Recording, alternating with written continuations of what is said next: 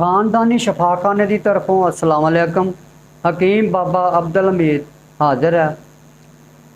लो जी, जेड़े बंदे कहते साडा दिल बड़ा धड़कदा, किसी वजह तो भी धड़कदा होवे, गर्मी नाल धड़कदा होवे या वैसे धड़कदा होवे, कमज़ोरी नाल धड़कदा होवे, अमूमन बंदे दे थोड़ा जा चले ते वो दिल बहुत धड़कन लग जाता। ये दिल धड़कन वास्ते थानू नुस्खा दसां ते इंशाअल्लाह बफज़ले खुदा दिल नहीं धड़केगा, धड़केगा लेकिन जायज़ धड़केगा। ये ना सोचना भी दिल धड़कनों हट जाएगा, नहीं, सुकून हो जाएगा। जिमें आम रूटीन च धड़कदा दिल उवें धड़केगा। ये दिल धड़कना जिहड़ा फालतू है ना, परेशानी दे विच बंदे नूं करदा, वो नहीं धड़केगा। वो भावें किसी वजह तो भी होवे, वो दिल धड़कना होर है। ये दिल जिहड़ा आम रूटीन च धड़कना ये होर है। मैं उस दिल धड़कने की गल कर रहा जिहड़ा बिला वजह धड़कदा।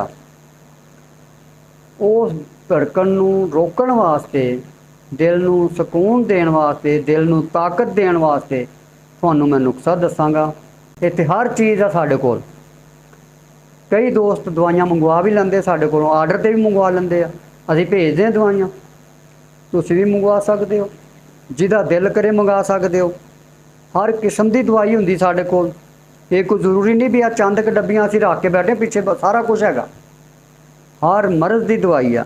ये तुहानूं ना दिल की धड़कन जिहड़ी आ, इहदे वास्ते नुस्खा दस दिन्ने आ। जे तुसीं इस्तेमाल करोगे तो मेहरबानी होएगी तुहाडी, क्योंकि फायदा तो मैनू तां ही है ना, जे तुसीं इस्तेमाल करो, मैनू दुआ दिओ, मैनू फायदा फिर ही आ।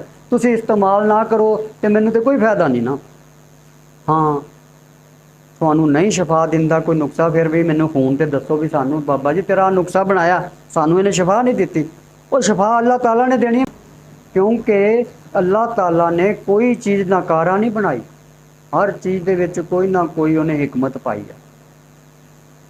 ये नुस्खा जिहड़ा ना, सुबह निहार मूँह तुसीं, सुबह निहार मूँह एक छटांक या 100 ग्राम अंगूर सुबह निहार मूँह खा लिया करने आ। बिला नागा कुछ दिन, कुछ हफ्ते कर लो, बिला नागा खाओ, अद्ध पा खा लो, 100 ग्राम खा लो कुछ दिन, तो इंशाअल्लाह बफज़ले खुदा तुसीं खुद कहोगे भी वाकई खानदानी शफाखाना जिंदाबाद। अगर मेरी वीडियो पसंद आई है तो लाइक करना, सबसक्राइब करना तो शेयर करना। खुदा हाफिज़।